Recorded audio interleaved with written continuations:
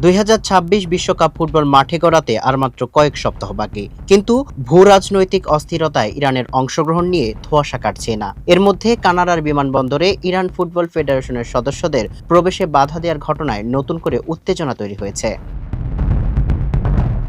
পরিস্থিতি সামাল দিতে এবার সরাসরি হস্তক্ষেপে নেমেছে বিশ্ব ফুটবল নিয়ন্ত্রক সংস্থা ফিফা। বার্তা সংস্থা এপি জানিয়েছে, ইরানের ফুটবল কর্মকর্তাদের সাথে আলোচনার জন্য জুরিখে ফিফার সদর দপ্তরে জরুরি আমন্ত্রণ জানিয়েছে সংস্থাটির মহাসচিব মাতিয়াস গ্রাফস্ট্রোম। আগামী 20 মের মধ্যে এই বৈঠক হওয়ার কথা রয়েছে।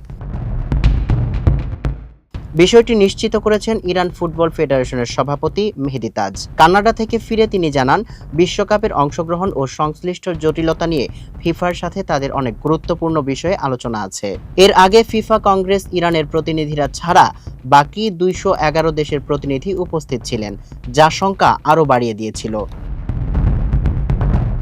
তবে স্বস্তির খবর হলো, ফিফা সভাপতি জিয়ান্নি ইনফান্তিনো জোর দিয়ে বলেছেন, ইরানের নির্ধারিত সূচি অনুযায়ী যুক্তরাষ্ট্রে খেলবে।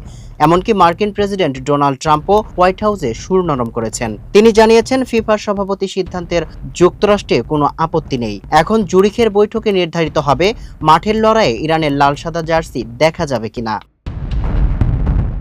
ফুটবল প্রেমীরা আশা করছেন, জুরিখের এই বৈঠকের মাধ্যমেই রাজনীতির দেয়াল ভেঙে ফুটবল জয় হবে এবং ইরানকে দেখা যাবে লাল সাদা জার্সিতে 2026-এর বিশ্বমঞ্চে। মানবকণ্ঠ থেকে সামিউল ইসলাম।